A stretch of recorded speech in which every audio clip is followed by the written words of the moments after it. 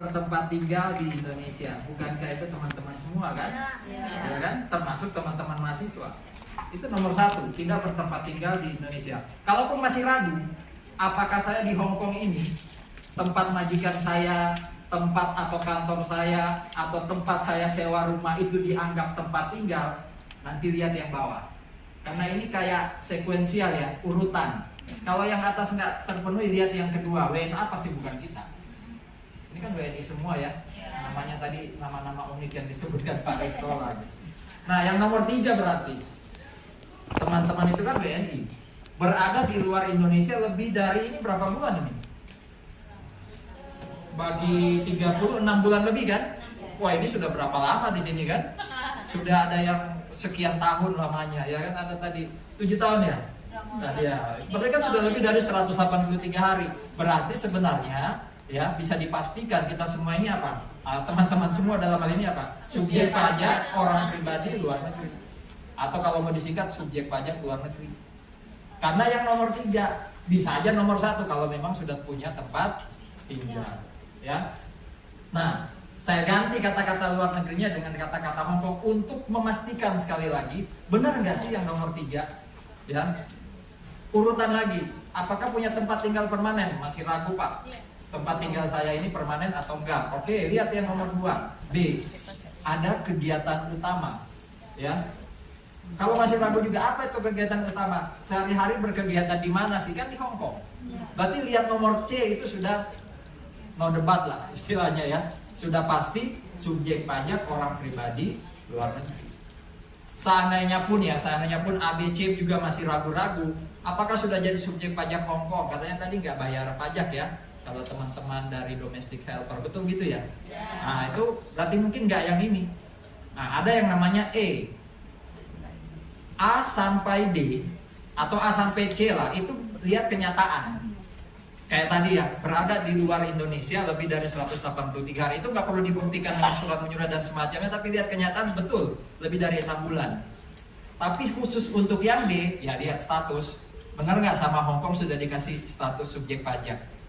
Termasuk yang E itu berarti kita harus ajukan diri ke Indonesia sebagai subjek pajak luar negeri. Jadi yang D dan E itu harus ada suratnya. Tapi cukup A sampai C aja kalau kita urut entah A, entah B atau C. Sekali lagi, apa? Subjek pajak luar negeri. Jadi itu ya kesimpulannya ya, teman-teman semua di sini subjek pajak luar negeri dari point of view-nya Indonesia. Ya, jadi nggak lihat teman-teman itu WNI tapi dianggap luar negeri. Iya. Jadi jangan dikaitkan ya, bisa aja loh. Kalau dilihat dari sini WNA ya berada di Indonesia ya tidak lebih dari 183 hari, itu juga bisa dianggap subjek pajak luar negeri. Berarti kalau dia di Indonesia lebih, dia subjek pajak apa? Dalam negeri. Berarti kan nggak lihat kewarganegaraan kan? Jadi kewarganegaraan tidak sama dengan status subjek pajak. Buktinya WNI tapi subjek pajak luar negeri. Nah, apa sih bedanya nanti?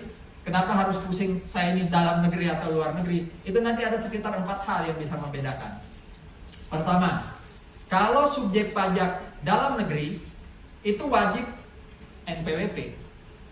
Ya, jadi NIK sekarang kalau dia sudah jadi wajib pajak itu nanti jadi NPWP. Loh Pak, saya punya NIK kan, KTP masih punya kan ya NIK ya? Berarti saya wajib pajak? Enggak. NIK tidak otomatis jadi NPWP kalau belum jadi wajib pajaknya Indonesia.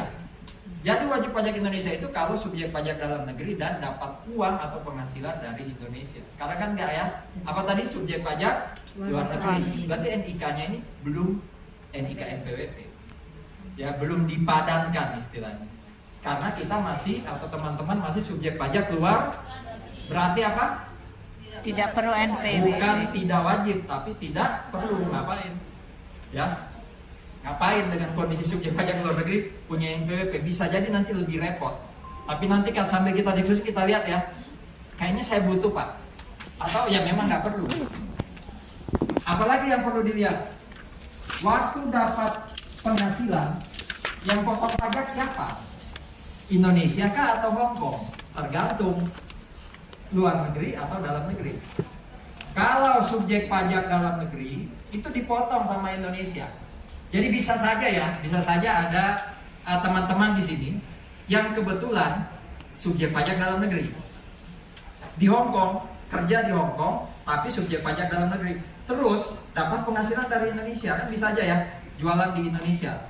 Mau online atau mungkin yang jual langsung di Indonesia, ya. Nah, sama pemerintah Indonesia dipotong pajak yang bawah ini nih.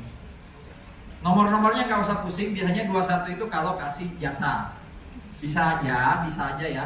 Ada teman-teman di sini yang tadi sangat getol memperjuangkan teman-teman PMI, kemudian diundang ke Indonesia jadi pembicara.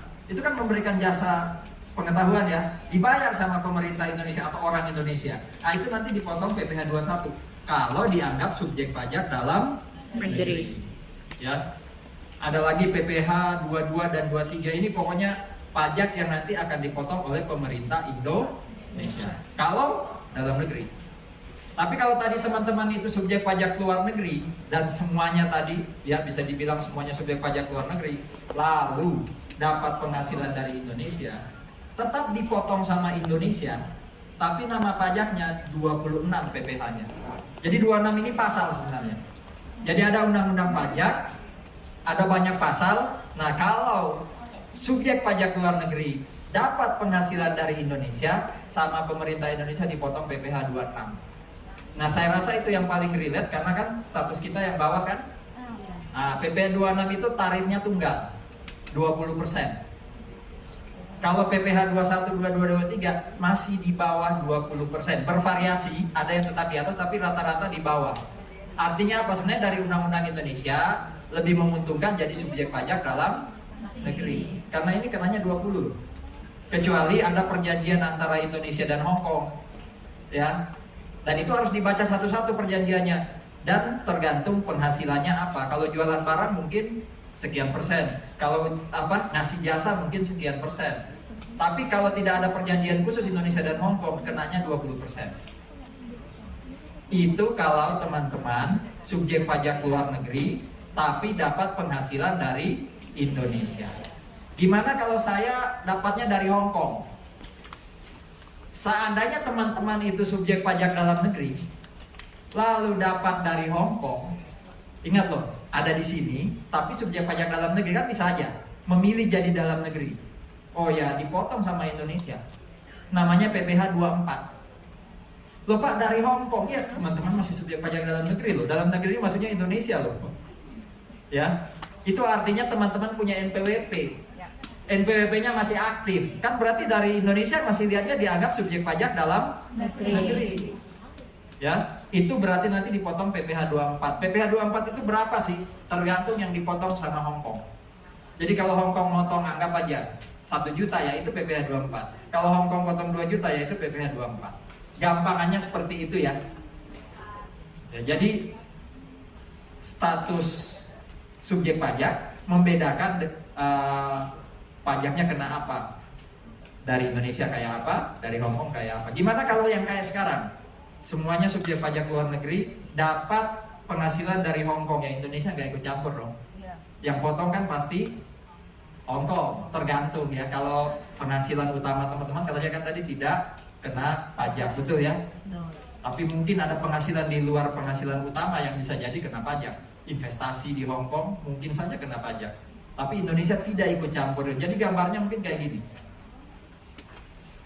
Semua kan ada di sini ya, rata-rata ya. Kecuali ada yang masih punya NPWP aktif, itu dalam negeri. Ya, secara hukum. Karena kan masih punya NPWP dan aktif. Kalau anggap aja mayoritas ini tidak punya NPWP atau mungkin punya NPWP tapi nggak aktif, berarti kan luar negeri. Kalau dari Indonesia dapat penghasilan, sama pemerintah Indonesia dipotong ini nih, 20% tadi. Kalau dari Hong Kong, PPh Hong Kong yang kena. Indonesia nggak ikut campur. Ya, kecuali sekali lagi ada yang masih aktif NPWP-nya, kenanya kotak yang kiri. Seperti itu gambarannya. Kalau bicara, kan ada sekitar 4 tadi ya. Kalau bicara kena PPh kalau terima penghasilan kayak gimana Pak? Nah, apa bedanya orang pribadi dalam negeri dan luar negeri kalau hitung pajak setiap akhir tahun? Teman-teman, kalau yang nomor 2 ini, hari ini saya dapat penghasilan umpama, itu dipotong pajak atau enggak? Sudah saya jelaskan. Tapi akhir tahun itu saya harus ngitung ulang pajak saya. Jadi sebagai pribadi di Hong Kong katanya juga pakai self assessment. Nah, sebagai pribadi setiap 31 Desember sampai akhir Maret itu saya harus ngitung ulang pajak saya. Pertanyaannya, apakah teman-teman PMI yang ada di Hong Kong wajib melakukan penghitungan ulang atau tidak? Kita lihat nih. Karena teman-teman adalah subjek pajak luar negeri, nggak perlu. Tapi saya, Pak Dean, yang karena kami subjek pajak dalam negeri, wajib. Ya, wajib. Gitu ya. Kecuali sekali lagi masih punya NPWP dan aktif, berarti kan yang atas. Secara hukum loh, walaupun secara kenyataan tadi teman-teman itu subjek pajak luar negeri, nanti saya jelaskan di mana tuh Pak. Jadi yang membingungkan itu justru adalah kalau punya NPWP dan aktif padahal sudah kerja di Hong Kong lebih dari 183 hari. Tapi kalau tidak ada di tempat itu, tidak punya NPWP aktif, ya itu pasti luar negeri tadi kan. Karena kan kenyataannya memang berada di Indonesia lebih dari 183, punya tempat tinggal, punya kegiatan sehari-hari di Hong Kong. Ya, jadi yang harusnya sekarang mulai terganggu itu kalau masih aktif NPWP-nya. Ya, kalau punya NPWP tapi nggak aktif, nanti saya jelaskan juga. Ya, kayak apa tuh? Jadi paling tidak posisinya sekarang apa? Secara umum subjek pajak luar negeri. Ada yang punya NPWP tapi sudah nggak aktif, sudah lama, ya, nggak tahu kabarnya gimana. Ada yang punya NPWP tapi masih aktif. Nah, gini gampangnya gini aja. Kalau punya NPWP tapi masih aktif, itu pakai semua yang atas. Jadi kalau ini tadi apa? Memang punya NPWP kan? Ya. Kalau yang ini berarti nanti dipotong PPh yang atas ya. Kalau yang ini apa katanya? Wajib hitung sendiri. Ya, wajib hitung sendiri. Pak repot, tunggu. Nanti kalau kita diskusi saya jelaskan gimana baiknya. Tapi kalau tidak atau belum punya NPWP, ya belum perlu. Tidak atau belum punya NPWP, NPWP-nya nggak aktif, ya dipotong 26 kalau dapat dari Indonesia. Perlu lakukan penghitungan nggak? Nggak perlu. Bagaimana kalau lapor SPT? Pernah dengar SPT ya? Surat pemberitahuan tahunan pajak, ya kan? Ya. Nah, kalau subjek pajak dalam negeri, saya lompat dikit, ya. Itu pasti wajib lapor, wajib, karena dia subjek pajak dalam negeri kayak saya dan Pak Dea. Tapi ada teman-teman di Hong Kong yang punya NPWP masih aktif, tetap wajib lapor. Pak, saya penghasilannya nggak ada tuh yang istilahnya kena PPh di Indonesia, ya lapornya nihil bisa jadi, tapi kan tetap wajib lapor, ya. Nah, kalau selain itu yang bukan wajib pajak dalam negeri atau subjek pajak dalam negeri tidak perlu lapor. Ya, jadi itu 4 hal yang membedakan antara subjek pajak dalam negeri dan subjek pajak luar negeri. 1.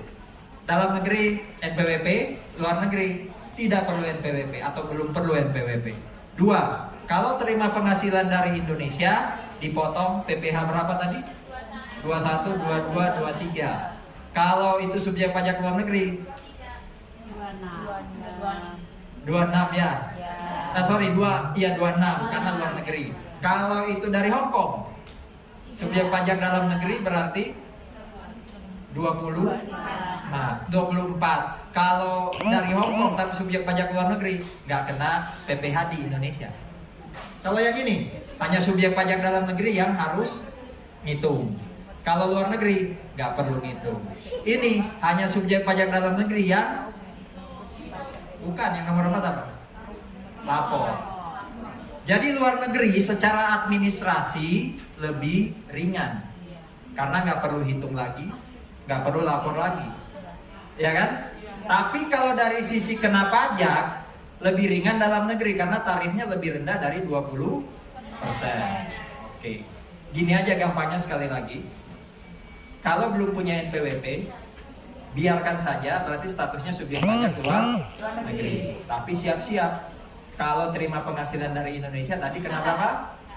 20%. Jadi pilihan ini, seberapa sering terima pajak dari Indonesia, terima penghasilan dari Indonesia. Kalau sering terus merasa 20% itu terlalu berat, 20% itu kan 1/5 loh. Ya sudah, berarti segeralah jadi wajib pajak dalam negeri dengan cara apa? Minta NPWP. Tapi itu nanti ya, syaratnya kayak apa nanti kita bicara. Oke. Nah, saya pengen liatin gimana cara ngitung pajak kalau subjek pajak dalam negeri. Kalau ini belajar nih. Ini belajar ya. Siapa tahu kan nanti emang mau di Hong Kong terus? Tidak. Mau pulang kan? Iya. Nah, oke, berarti nanti kalau pulang dan pasti pengen penghasilan dari Indonesia kan? Iya. Berarti apa? Wajib Pajak. Berarti harus punya NPWP. Nah, saya ajarin cara ngitungnya, ya. Berarti harusnya ngitung ini, Bu. Kalau punya NPWP masih aktif padahal di Hong Kong, berarti harus ngitung kayak gini, Bu. Kita ajarin. Kami ajarin. Oke. Yang perlu di total itu 1, penghasilan dari pekerjaan. Kalau terima dari Indonesia, nggak terima ya, Bu ya? Nggak ada ya. Yang nomor 2, ada nggak usaha di Indonesia? Belum, berarti enggak. Berarti yang nomor 3 aja, Bu, yang akan masuk nanti. Ada kan pasti dari Hong Kong? Itu di total, Bu. Namanya itu yang merah ini, Bu. Neto namanya. Ya. Saya kan kasih kotak-kotak gitu ya. Coba diisi. Saya nggak tahu ada berapa penghasilan yang diterima dari Hong Kong. Ini kalau yang dari Indonesia berarti permisi, Bu. Dari Indonesia, bukan yang ini. Ada satu lagi yang, itu permisi, Bu. 1, 2 atau 3 coba. 1, seat 1 kayak. Seat 2 kosongan ya. Coba 5, 6. Ini ada ya. Yang 3. Enggak ya, 5, 6 enggak ada. Atau 1 deh. 1 kayaknya. Coba diisi aja 1. Aset 2023 yang paling atas, Pak. Tolong, Pak. 500 juta. 500 juta. Saya punya aset 500 juta 2023, Bapak ya. Saya belinya mungkin pakai utang 100 juta, berarti tolong di utang 2023 tulis 100 juta, Pak. 100 juta. Kan bisa aja saya beli rumah atau tanah 500 tapi pinjam 100 ya kan? Berarti tolong geser ke kanan, Pak Dean, biar dilihat teman-teman. Coba naik ke atas. Berarti kan saya punya aset 2023 500. Ya, utang saya 100. Nah, selisihnya itu namanya ini, teman-teman, net asset. Net asset 400. Ya kan? Kalau saya kayak seberuntung teman-teman ya, punya aset 500 nggak punya utang, berarti kan 500 kurang 0, ini 500 ya kan?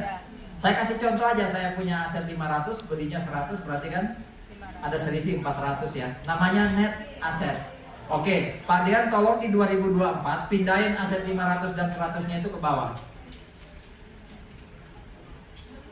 Berarti di situ 500 juga, itu 100. Anggap aja asetnya tetap, utangnya tetap, belum saya bayar. Kalau saya bayar ini kan berarti makin kecil kan, coba ke 2024 tadi. Yang kiri 2002. Kalau ini saya bayar kan ke bawah. Berarti kan 100-nya mengecil, ya anggap aja belum saya bayar. Terus saya beli aset baru, anggap saja di sini 750. Umpama ya. Utangnya 0, saya beli cash. Ini kayak TNI nih, ya. Langsung beli tanpa utang. Ya. Berarti kan aset saya 2024 sudah 500 tambah 750 kan? Utang saya tetap ya tadi ya? Tetap 400 kan? Mana? Tetap 100 kan? Berarti net aset saya 2024 itu kan 1150. Betul? Nah, coba lihat. 1150 itu 2024 kurangi 400, saya punya kenaikan 750. Jadi di 2024 itu ada kenaikan net aset saya 750. Pastikan ya, penghasilan yang kita laporkan secara total jangan jauh-jauh dari angka ini. Paham maksudnya ya? Kok bisa aset nambah 750 tapi penghasilan yang dilapor cuma 100 juta? 650 ini mulai ditanyain nih sama orang pajak. Masuk akal ya? Kok bisa aset tambah 750 tapi penghasilan cuma 100? Berarti ada beberapa kemungkinan. Satu, ada aset yang penghasilan 650 tapi lupa dilaporkan. Masih husnuzon istilahnya ya. Tapi kalau mulai suuzon, oh enggak nih, ada penghasilan 650 tapi enggak mau dilaporkan, dipanggil udah.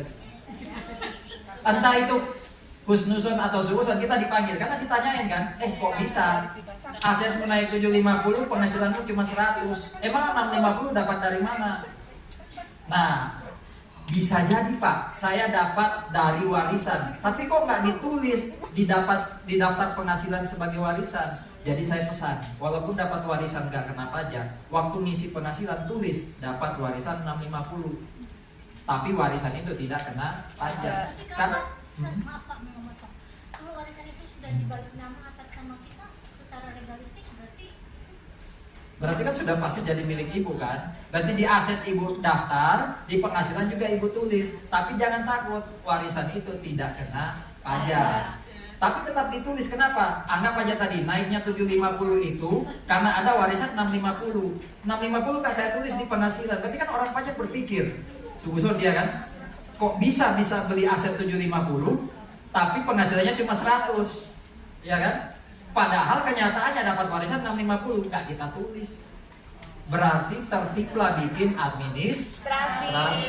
Itu nggak enaknya kalau jadi subjek pajak dalam negeri. Pajaknya ringan, tapi administrasinya berat, ribet.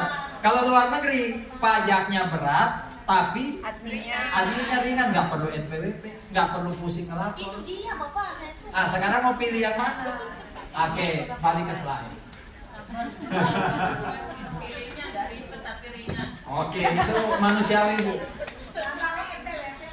Yang ini Pak, yang subjek pajak orang pribadi. Itu tolong digedein. Oke, terima kasih.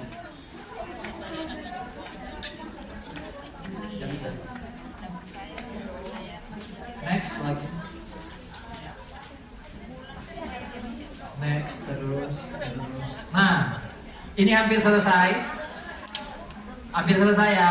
Tadi kan hampir semuanya subjek pajak luar negeri.